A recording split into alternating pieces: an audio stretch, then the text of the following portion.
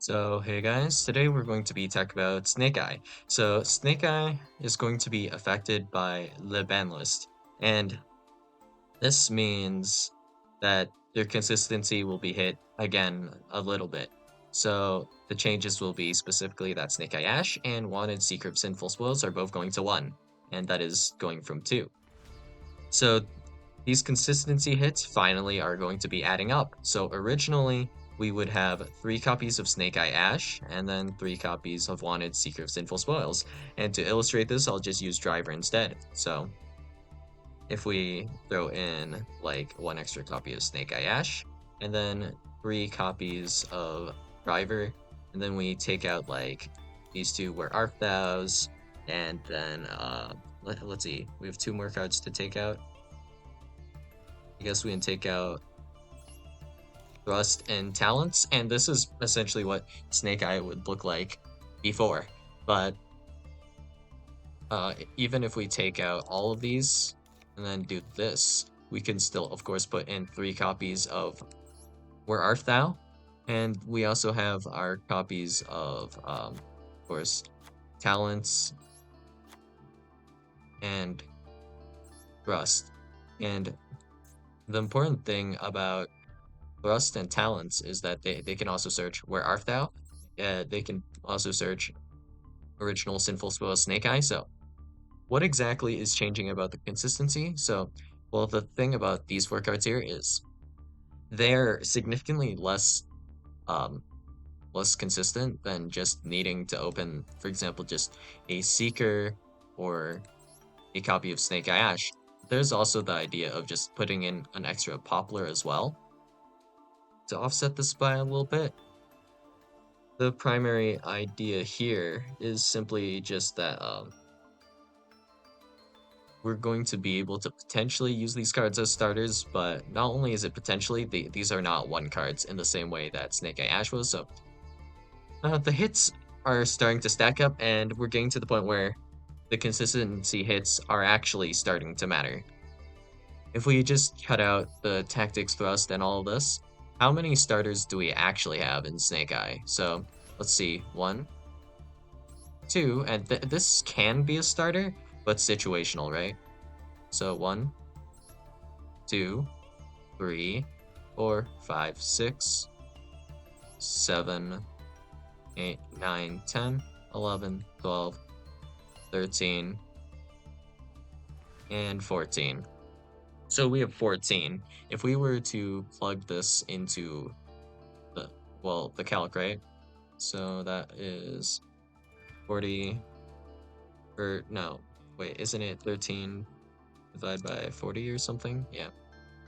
So 0.325, so about approximately a little under a third of the deck, I guess, is going to be starters, just straight up.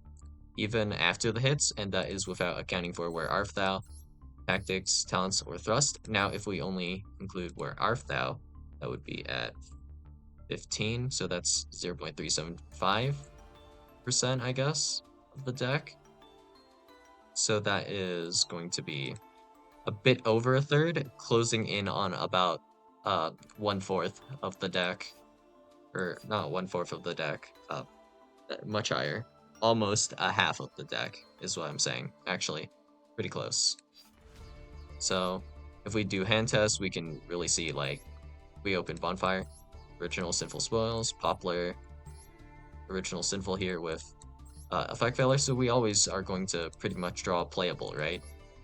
Assuming we have no opponent, nothing to worry about. Playable. So normal summon Poplar is combo here. Normal summon Snake Eye Oak, Original Sinful Spoil Snake Eye. We also have Diabilstar the Black Witch combo.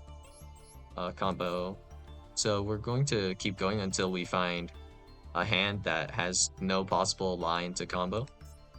Combo here, combo there, combo there, combo here, combo here, and this hand. So what was that? Like 1 in 20 games or something ridiculous? If we take these I guess these hand tests as face value and we don't do this a few more times, If we do this again, we'll probably it could be more or less the same, but yeah, it takes quite a few games to get a hand that's this bricked. But even then, we have one, two, three, four different types of interruptions here. Kind of. Mexi's not really an interruption.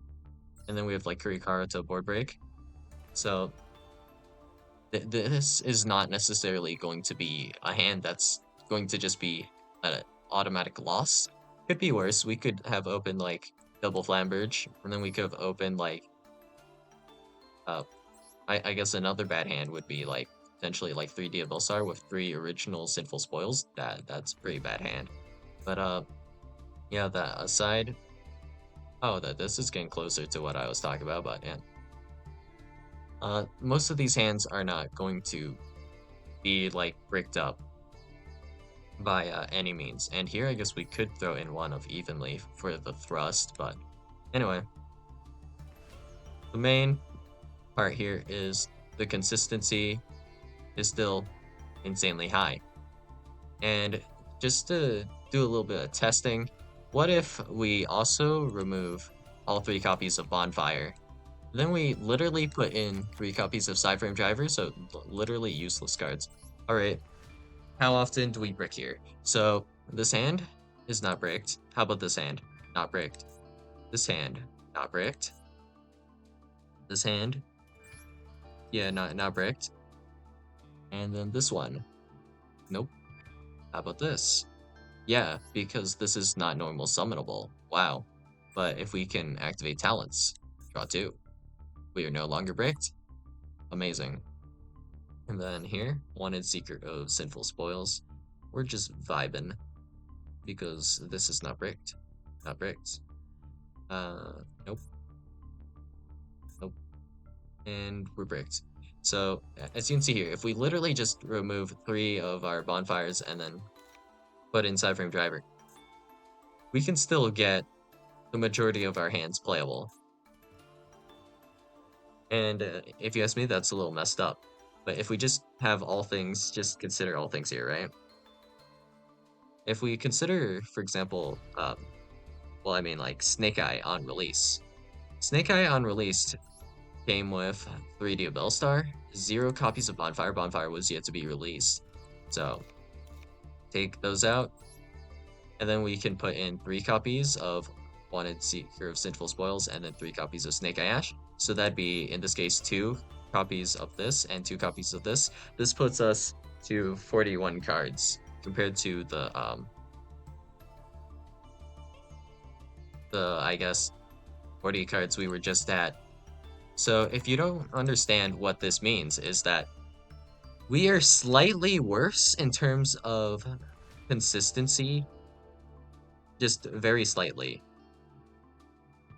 Not by much, but like on release we had no bonfire, so we had 3 copies of Wanted Seeker Sinful Spoils and 3 copies of Snake Eye Ash. So that means on release, Snake Eyes was 1 card more consistent than they are now. If we're just looking at this and not caring too much about hand traps, when we start considering hand traps, that this will matter a bit more, these hits. But as of right now, like if we're just looking at just opening playable, right? Snake Eye, you might as well have literally just removed 1 Diabellstar from your opponent's deck, like Snake Eye deck on release, and they can just put in one of whatever else. This is essentially going to add up to a single semi-limit. You can look at it that way because Bonfire exists, right? And to illustrate this in another way, if we had 3 copies of Snake Eye Ash and then 3 copies of Wanted Seeker Sinful Spoils and then took away 4 copies of it, and then we added in 3 copies of Bonfire, we're literally losing only 1 card, right? So yeah, that's pretty disgusting in a sense. And that means with the release of Bonfire and no hits when Bonfire was released, Snake Eye just got essentially 3 starters for free. So we're looking at, what was it, like 17 or 18 starters, so we had 4. extra starters or something. No, not four, actually. Wait, four? Yeah, four extra starters on top of this. So we're looking at like 17 to 18 starters, and you can still play Where Art Thou on top of this or whatever, right? So just hyper stupid consistent at this point. And then when we go back and look at this, you also have to consider that, of course, Diabellstar just special summons itself, so no normal summon required. One is Secret Sinful Spoils, gets you into Diabellstar, same thing, no normal summon necessary, and if you trade a hand trap, your opponent can make Hita and then Promethean Princess to get one more extra body on the field, which is not that big of a deal, but I guess it was just, I felt it was worth mentioning. Then on top of this, we have wanted Secret Sinful Spoil to just draw a card. So essentially, the cost of Diabellstar discarding a card or sending a card here is just completely paid by like the wanted. So this becomes more or less a one card. So let's say, for example, we do have like a Flamberge in our graveyard. We can summon it back with Promethean Princess as well. So there's that option. And then on top of that, we can draw, replacing the Snake Eye Flamberge that we sent with Diabellstar. So if we take this at face value and just do a one card combo, uh, Diabellstar here is going to be the only card we're essentially using, and we remove Flambridge, which is kind of just useless in hand. And then we have four cards.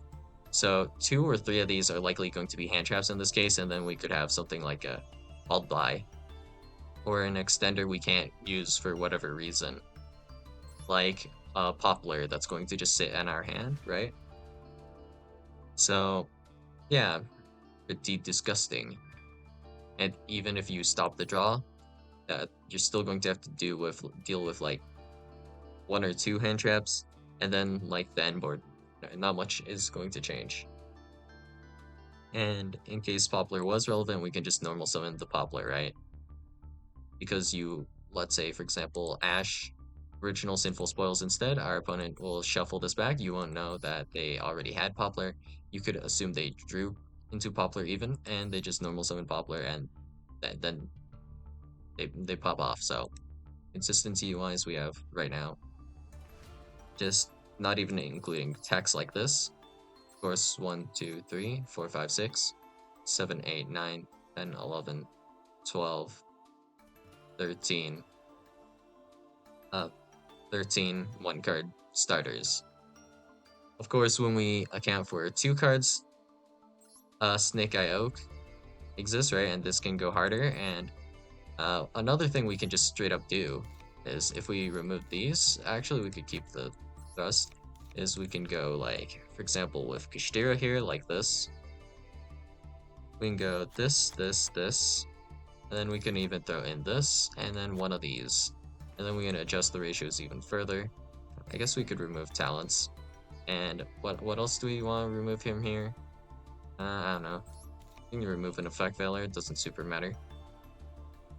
And now we're still 13 cards consistent, and now we can also draw these guys, which are just annoying one cards as well. So, Snake Eye, aside from like their grind game being affected by this with having one of Snake Eye Ash, if you get rid of their one of Snake Eye Ash, it is actually going to be pretty annoying.